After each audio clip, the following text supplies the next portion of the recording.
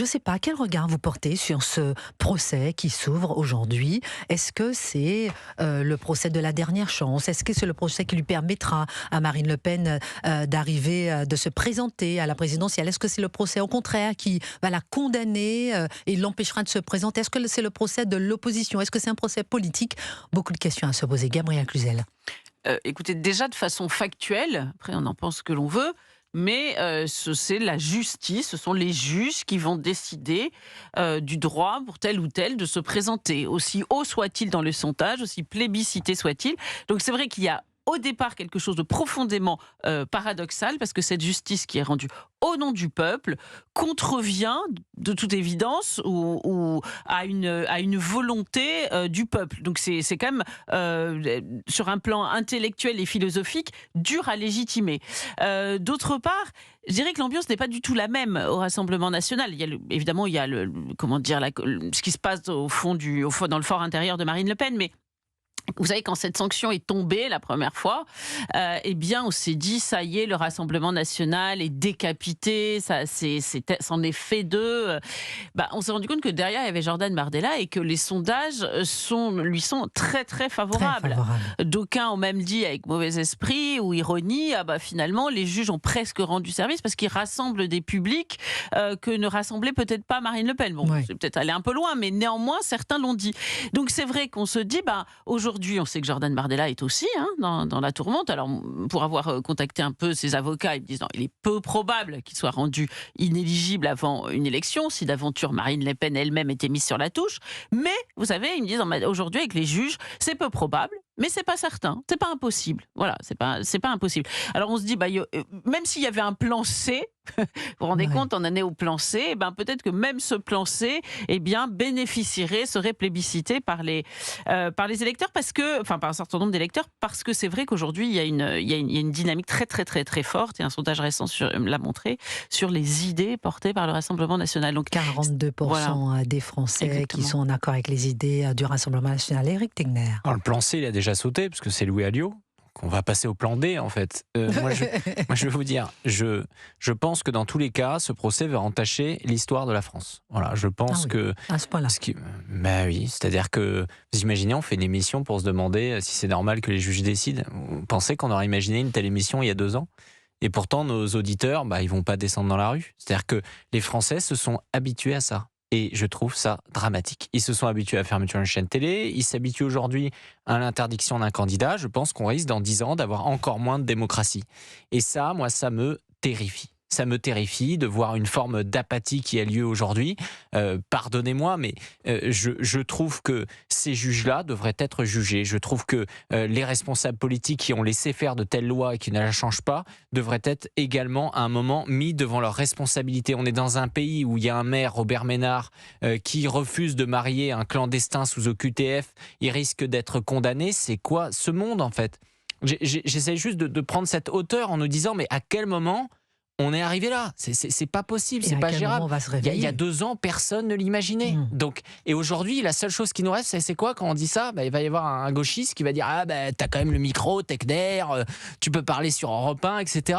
Mais en fait, ce micro-là, ça sera la dernière chose qui va nous rester à la fin, si on ne se bat pas. Et donc, c'est ça, vous savez. Et le problème, c'est que lorsqu'il y a un combat, il y a certains qui ont enlevé le micro. Ah mais bien sûr, et on l'enlève, et ensuite on enlève les suivants. Vous savez, ils sont très malins à gauche. À gauche, ils sont très malins. Ce qui a entaché souvent, même ce qui a empêché d'ailleurs la droite de rebondir ces dernières années, c'est que les peu de fois où une sorte de droite nationale a eu le pouvoir, effectivement, c'était dramatique parce qu'ils pouvaient être violents, ils pouvaient faire n'importe quoi, etc. La gauche, ils sont extrêmement malins, ils prennent 50 ans, prennent le temps, et ils restreignent les libertés progressivement. Et nous, on ne le voit pas venir. Et un jour, c'est terminé. Et ça a commencé déjà, pardonnez-moi, mais avec la Constitution européenne, le référendum de 2005, sur lequel on s'est assis. Et vous savez, quand des personnes disaient cela, comme par exemple Alexandre Devecchio, comme Philippe de Villiers, on disait ouais, mais c'est un truc de complotiste, de démago, de parler de 2005. Non, ça a commencé à ce moment-là.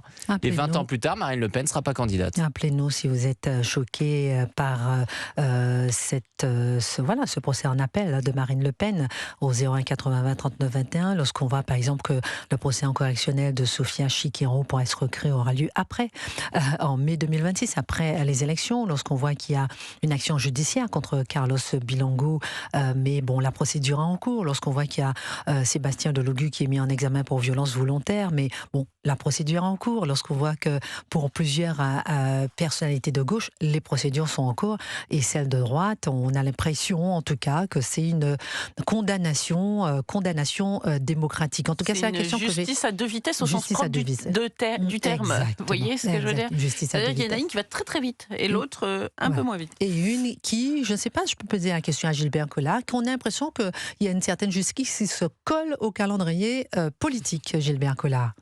Et on peut ajouter à votre litanie que les affaires concernant Mélenchon et le Parlement européen, elles ne vont pas vite. Le moins qu'on puisse dire, c'est qu'elles ont pris l'omnibus. Hein. Bon, alors quand on compare les vitesses différentes des procès des uns et des autres, on est devant une évidence de partisanerie. Bon. Ce qui est absolument effroyable, c'est que on ne sait pas ce que la Cour d'appel va décider. Peut-être qu'on aura une bonne surprise, on n'en sait rien. Mais quand même que des juges qui jugent au nom du peuple français, juges qui sont au nombre de 3, puissent aller contre la volonté du peuple français d'avoir une candidate, c'est dire à quel point la démocratie est finie. La démocratie judiciaire, la démocratie tout court. Enfin, il faut se rendre quand même à la réalité. 3 juges, peut-être même 2, parce qu'on ne sait pas quelles sont les opinions des différents magistrats composant la Cour. Quand le jugement sera rendu, peut-être 2 juges auront décidé qu'une candidate, malgré tout ce qu'on sait de la volonté du vote populaire, ne pourrait pas se présenter et ils jugent au nom du peuple français. Non mais c'est un paradoxe insupportable, quoi. C'est insupportable. Alors c'est vrai qu'il nous reste plus que les micros, mais on a le sentiment de blablater contre l'injustice et ça devient insupportable. Ça devient insupportable. Je crois vraiment que la présidence, je le prends sous ma responsabilité ce que je dis, et ça vous exonère tous bien évidemment, hein. Je pense que jamais autant que sous cette présidence de Macron, les libertés auront été d'une manière très très suave, très très prudente, mais d'une efficacité redoutable. Les libertés auront été abîmées, détériorées, et l'indépendance de la justice complètement délabrée, à moins que la Cour d'appel, dans un moment de reconstitution d'un idéal judiciaire, montre qu'elle est indépendante, qu'elle est libre. C'est pas impossible, hein. On l'a vu dans l'histoire de la justice. On a vu parfois 3 magistrats réhabiliter tout un corps. Vous me direz, il y a un magistrat qui n'a pas signé allégeance à Pétain. Un seul. Et ce seul magistrat, il a réhabilité toute la justice. Gilbert Collard sur Europe 1. Et Gilbert Collard, est-ce que vous dites, peut-être comme Éric Tegner, que les Français se sont habitués peut-être à voir effectivement qu'en France, une chaîne, la première chaîne de la TNT a été fermée, habitués de voir qu'en France, la candidate favorite à la présidentielle soit à genoux, là, aujourd'hui, devant la justice, habitués au fait que la démocratie, effectivement, soit finalement en péril, en gardant encore le nom et le mot, l'affiche, la couleur de la démocratie en théorie. Vous savez, Tocqueville parlait de démocratie autoritaire. Ce n'est pas d'aujourd'hui. Et on est vraiment dans un système de démocratie effrayant, qui fait peur. Pour en rien, vous êtes convoqué à la police, placé en garde à vue, soumis à la décision du procureur, qui est quand même sous l'autorité du garde des Sceaux, soumis à la décision du procureur de vous renvoyer devant un tribunal pour un rien, pour n'importe quoi. On a bien vu pour les agriculteurs des gardes à vue. Non, c'est vrai que les Françaises et les Français sont dans une espèce de léthargie, mais n'oublions pas quand même ce qui s'est passé pendant la période des Gilets jaunes, avec une répression foudroyante. Gilbert Collard, nous sommes en ligne avec vous. On parlait effectivement de Tocqueville. Vous disiez comment, et cette démocratie qui n'en est plus une. Vous disiez, je vais vous poser la question de savoir, est-ce qu'elle a, vous qui êtes avocat, reconnu avec cette exécution provisoire, on a vu cet audiencement qui a été avancé. C'est peut-être une chance pour Marine Le Pen. Est-ce que vous pensez qu'elle a une chance de s'en sortir? Quel regard vous pouvez porter sur ce procès qui s'ouvre dans 1 heure à propos de Marine Le Pen? Le fait juridique très nouveau, c'est la décision du Conseil constitutionnel, et qui invite très sérieusement les juges, quand ils prononcent une décision qui impacte la liberté d'expression du suffrage universel, à modérer leur ardeur. C'est ça. Donc, c'est sous les auspices quand même de cette décision que les magistrats de la Cour d'appel vont devoir raisonner. Mhm. Et quand même, quand on a affaire à des magistrats en Cour d'appel, on a un niveau de calme et de réflexion qui s'est vérifié chaque fois. On n'a pas cette espèce d'énervement de la première instance, hein. Et d'autant plus qu'il y a la Cour de cassation au-dessus quand même. Hein. Donc, il y a une obligation quand même de rigueur qu'on trouve dans les cours d'appel, il faut le reconnaître. Bon, ça ne veut pas dire pour autant que la décision sera ravissante. Oui, c'est ça. On n'en sait rien.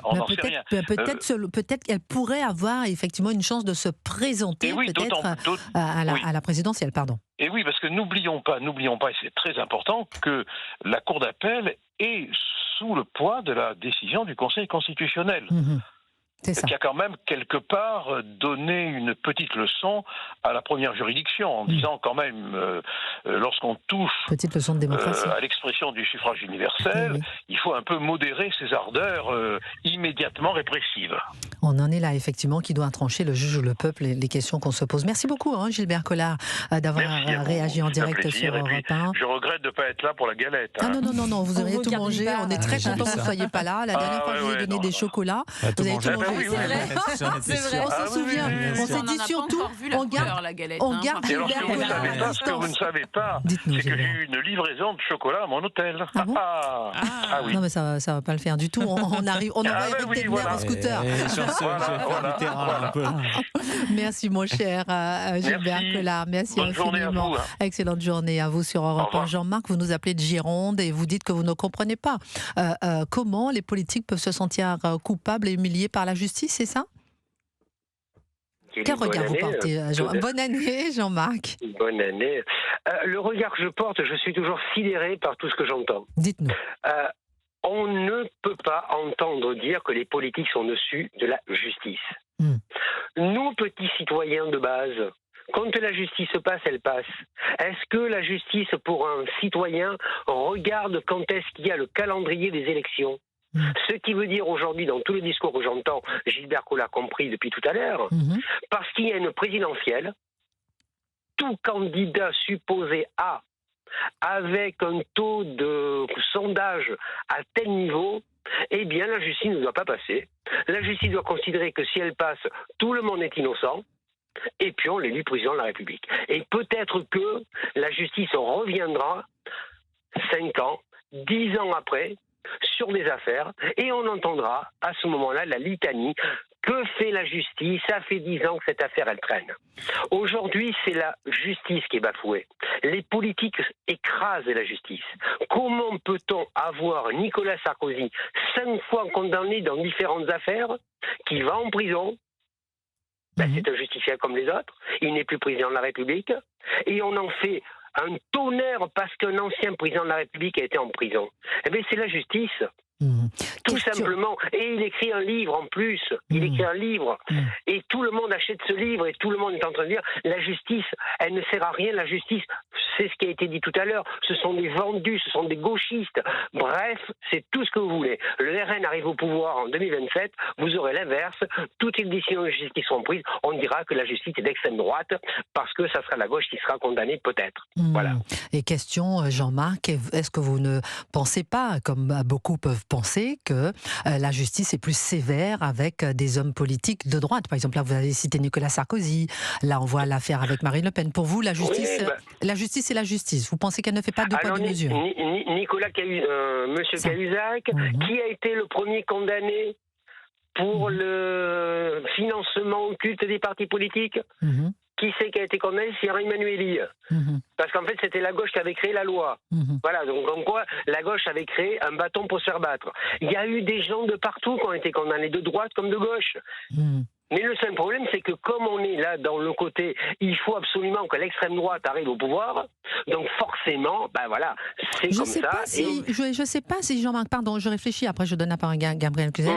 Si on est dans le... Je me fais le porte-parole de ceux qui disent effectivement qu'il faut que Marine Le Pen puisse se présenter. Je ne sais pas si c'est faux que l'extrême droite arrive au pouvoir. Je me demande, est-ce que les gens ne se demandent pas, est-ce qu'il faut avoir peut-être une certaine... que c'est peut-être gênant que le premier parti de l'opposition soit empêché, que la première représentante de l'opposition soit empêchée, le premier parti de France soit empêché de se présenter. Vous voyez ce que je veux dire? C'est pas empêcher l'extrême droite d'arriver au pouvoir. J'ai l'impression, en tout cas. Hein. Mais de se présenter à quoi, madame? À la présidentielle. De se présenter à la présidentielle. Comme aurait dit le général de Gaulle. Souvenez-vous, Fillon. Est-ce qu'un candidat peut être avoir des affaires? Mais on fait quoi alors? On arrête tout parce que Marine Le Pen est où dans les sondages? Elle est blanche comme une oie. Et puis je vous dis, on en reparle dans 10 ans. Alors peut-être que la justice ne va pas assez vite, par contre. Ça, on peut en parler. Tout à l'heure, on parlait de... non, mais c'est pour tout le monde, madame. C'est pour tout le monde, madame. C'est pas que pour Jacques Chirac. Allez, on prend les affaires Chirac. Ça a duré combien d'années, les affaires Chirac? Il a été condamné, il n'a pas fait de prison, mais il a été bien condamné pour emploi fictif. Il était maire de Paris à l'époque. Il avait réussi à être président de la République. Et tout le monde criait au scandale parce que l'affaire, elle aurait dû être arrêtée parce qu'il avait été président pendant des années, des années. C'est ça la difficulté. Il manque de moyens aujourd'hui à la justice. Si elle avait des moyens, si la justice avait des moyens, on irait plus vite. Et pour tout le monde, droite, gauche, milieu, centre, qui vous voulez. Mais qui en pâtit le plus? Parce qu'on parle des politiques. Mais qui en pâtit le plus, madame? Ce sont les citoyens qui en pâtissent le plus. Parce que c'est eux qui sont à la justice de tous les jours. Les politiques, c'est une fois de temps en temps. Et pour le coup, quand vous me dites que la justice va pas si vite, on a quand même revu le calendrier pour Marine Le Pen.